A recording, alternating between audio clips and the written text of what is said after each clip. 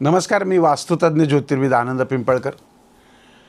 पहिल्या भागामध्ये आपण गुरु बदल कधी होणार आहे, कसा होणार आहे त्याबद्दलची सविस्तर माहिती पाहिली. नंतरच्या भागामध्ये आपण गुरुचे 12 राशींवरती जे काही परिणाम होणार आहेत ते पाहिलं. आणि त्यानंतर आज आपण या गुरुबदलाचा आपल्या देशावर, संपूर्ण जगावर पहिल्यांदा, मग देशावर आणि मग आपल्या महाराष्ट्रावरती काय परिणाम होऊ शकतो त्याचा एक अंदाज बांधणार आहोत. मागचा कार्यक्रम निश्चितच तुम्हाला आवडला आहे, कारण तो लाखोच्या प्रमाणात बघितला जातो. आणि हा कार्यक्रम आवडत असेल तर निश्चितच तुम्ही नुसता बघू नका, तर लाईक सबस्क्राईब केलं नसेल तर करा, कारण तुमचं हे लाईक सबस्क्राईब करणं माझ्यासाठी एक प्रेरणादायी आहे. आणि सगळ्यात महत्त्वाचं म्हणजे या कार्यक्रमाचे प्रायोजक आहेत मार्किस. बालेवाडीमध्ये एक सुंदर स्कीम सुरू केलेली आहे, जी 100% वास्तुशास्त्राप्रमाणे तुम्ही ती पाहू शकता, बुक करू शकता. चला तर मग आपण पाहूया की या बृहस्पतीचा, या गुरुच्या गोचराचा संपूर्ण जगावर काय परिणाम होईल. गुरु महाराज हे कर्क राशीमध्ये प्रवेश करतात तेव्हा ते त्या राशींवरच परिणाम करतात असं नाही आहे. तर कर्क राशी ही जलतत्वाची संवेदनाशील आणि पोषणाची रास आहे. तर गुरु हा ज्ञान, ध्यान, अध्यात्म आणि विस्ताराचा कारक आहे. 2 जून 2026 रोजी होणाऱ्या उच्च गुरुच्या गोचराचा संपूर्ण जगावर काय परिणाम होईल. अर्थातच आपण पाहतोय की बऱ्याच दिवसापासून ही युद्धजन्य स्थिती आहे. बरेच लोक म्हणत होते की हे वर्ष फारच वाईट जाणार आहे. मला असं वाटतं की गुरुची कृपा संपूर्ण जगावरती होईल. कदाचित मी फार सकारात्मक आहे, त्यामुळे मी निगेटिव्ह गोष्टींना प्राधान्य देत नाही. आणि जर का आपण निगेटिव्ह विचार केला तर तसंच घडतं. आपण सगळ्यांनी पॉझिटिव्ह विचार करूयात. पण मला असं वाटतं की जागतिक पातळीवर हा गुरुपालट मोठे सकारात्मक बदल घडवून आणणार आहे. शांतता आणि मुत्सद्दीगिरी जी गेल्या काही काळापासून ही जी परिस्थिती, आंतरराष्ट्रीय तणाव जो आहे त्यावर पडदा पडू लागेल. मोठे देश युद्धापेक्षा चर्चेच्या माध्यमातून शांततेचा मार्ग निवडतील. आर्थिक मंदीमधून थोडासा दिलासा नक्की मिळेल. जागतिक अर्थव्यवस्थेला एक नवी गती मिळेल. बँकिंग क्षेत्र, शेअर बाजार आणि जागतिक व्यापार यामध्ये सुधारणा होईल.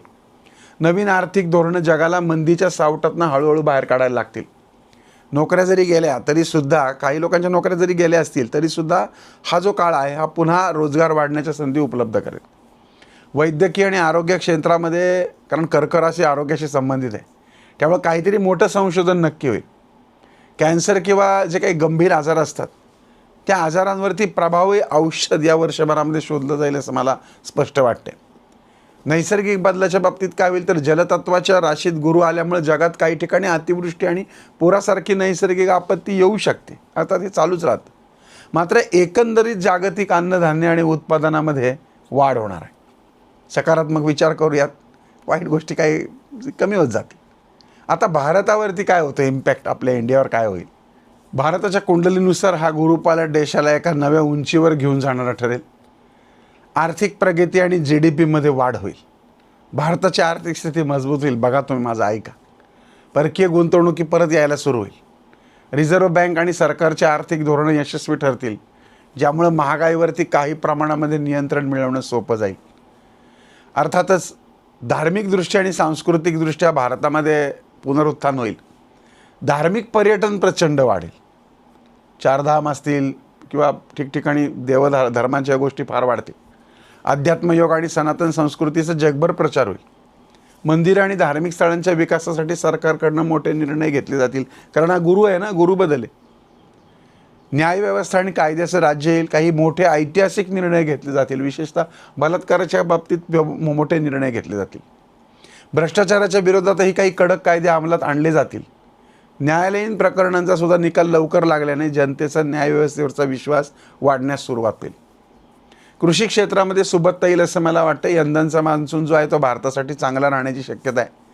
शेतीचं उत्पादन वाढेल, ज्यामुळे शेतकरी वर्गाला दिलासा मिळेल. धान्याची कोठारं भरतील. कर्क राशी ही मातृत्वाचं प्रतीक असल्यामुळं केंद्र सरकार महिला, माता आणि बालकांच्या आरोग्यासाठी आणि कल्याणासाठी खूप मोठ्या योजनांची घोषणा करू शकतात. आता आपण महाराष्ट्र राज्यावरती याचा काय परिणाम होईल ते पाहूयात. महाराष्ट्राच्या राजकीय आणि सामाजिक पटलावरती काही वेधक परिणाम आपल्याला पाहायला मिळतील. राजकीय अस्थिरता वगैरे काही निर्माण होण्याची शक्यता मला तर वाटत नाही. महाराष्ट्राच्या राजकारणामध्ये गेल्या काही वर्षापासून असलेली जी काही अस्थिरता होती ती निश्चित कमी होऊन एक नवे स्थैर्य यायला सुरुवात होईल असं मला वाटतं. प्रलंबित असलेल्या ज्या मोठ्या योजना आहेत किंवा पायाभूत सुविधा ज्या होत्या, मेट्रो असेल, हायवे असेल, आणखीन काय, त्या गोष्टीला मोठ्या प्रमाणामध्ये गती मिळेल. पक्ष भांडत नाही बसणार, एकत्र होतील आणि महाराष्ट्राच्या विकासासाठी निश्चित प्रयत्न करतील. उद्योग आणि रोजगारांच्या संधी मुंबई, पुणे, नागपूर आणि नाशिकसारख्या शहरांमध्ये नवनवीन उद्योग आणि IT हबचा विस्तार होईल. काही काळ भले घर बसून काम करायला लागेल, पण नंतर तिथे पण ते इन्फ्रास्ट्रक्चरमध्ये वाढ होईल. त्यामुळे राज्यातल्या तरुणांसाठी रोजगारांच्या मोठ्या संधी निर्माण होतील. महाराष्ट्रामध्ये शैक्षणिक क्षेत्रातही मोठी सुधारणा होईल. मुळातच महाराष्ट्र हे शिक्षणाचं माहेरघर मानलं आहे आणि गुरुच्या उच्च स्थितीमुळे राज्यातल्या शैक्षणिक धोरणामध्ये सकारात्मक बदल होते. नवीन विद्यापीठं आणि उच्च दर्जाच्या शैक्षणिक संस्थांची सुरुवात होईल असं माझं स्पष्ट मत आहे. सांस्कृतिक आणि गडकिल्ल्यांचा विकास हा देखील महाराष्ट्र राज्य सरकारकडनं केला जाईल. महाराष्ट्राचा इतिहास, संस्कृती जपण्यासाठी, परंपरा जपण्यासाठी पावलं उचलली जातील. गडकिल्ल्यांचं संवर्धन करून पर्यटन क्षेत्रांना दर्जा देणं याचं प्राधान्य दिलं जाईल. शेतकऱ्यांना देखील दिलासा मिळणार आहे, कारण महाराष्ट्रातल्या दुष्काळी भागाला या काळात चांगल्या पावसामुळं दिलासा मिळू शकतो. जलसंधारणाची जी कामं आहेत तर ती वेगाने पुढे सरकतील. थोडक्यात सांगायचं तर 2014-15 नंतर तब्बल 12 वर्षानंतर आलेला हा उच्च राशीतला गुरु पालट जग, भारत आणि महाराष्ट्रासाठी एक संजीवनी ठरणार आहे. काही काळापुरती थोडीशी नैसर्गिक आव्हानं किंवा काही किरकोळ घटना या जुलै-ऑगस्ट महिन्यातल्या गुरुच्या अस्तकाळात घडू शकतात. लक्षात घ्या, जुलै-ऑगस्ट 2026 या महिन्यात जे गुरुचा अस्तकाळ आहे त्या काळामध्ये थोडा त्रास जर सोडला तर बाकीचा हा पूर्ण बदल प्रगती, समृद्धी आणि शांततेचा नवा काळ नक्की घेऊन येईल. रोजच्या रोज दत्तगुरूंचं स्मरण करा, दत्तबावन्नी वाचा, विष्णू सहस्त्रनाम वाचा. जेवढं तुम्ही ईश्वराधीन राहाल, जेवढं तुम्ही ईश्वराच्या जवळ जाल, तेवढा जगाला, तेवढा संपूर्ण आपली संकल्पनाच विश्वची माझे घर आहे. सगळं जग सुखी झालं तर आपण सुखी होऊ. कुठेतरी एके ठिकाणी युद्धाची जरी ठिणगी पडली तर त्याचा परिणाम जगातल्या प्रत्येक माणसाच्या पोटाला बसतो. हे सीमा खरं आहे, योग्य आहे. सगळे संस्कृती किंवा आपण काय म्हणूयात की तो वाद आहे, सगळं मान्य आणि तो चालूच राहणार आहे. पण मला वाटतं की आपल्या संतांची जी परंपरा आहे की विश्वची माझे घर, कारण संतांना माहिती होतं की जगाच्या त्या कोपऱ्यावरती सुद्धा काही झालं तर या कोपऱ्यावरती त्याचा त्रास होणार आहे आणि या कोपऱ्यात चांगलं झालं तर तिकडेही त्याचा फायदा होणार आहे. हे माणसांना कधी कळणार आहे हे मात्र काही कळायला अवघड आहे. पण जो काही गुरुबदल होतो आहे तो गुरुबदल माणसांच्या जीवनामध्ये सकारात्मक बदल घडवेल अशी मला नक्की आशा वाटते.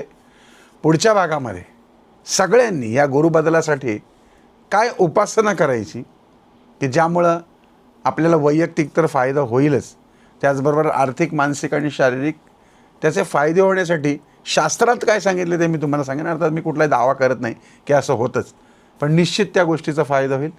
त्यासाठी पुढचा भाग जरूर पहा. पुन्हा भेटूयात. ओम साईराम.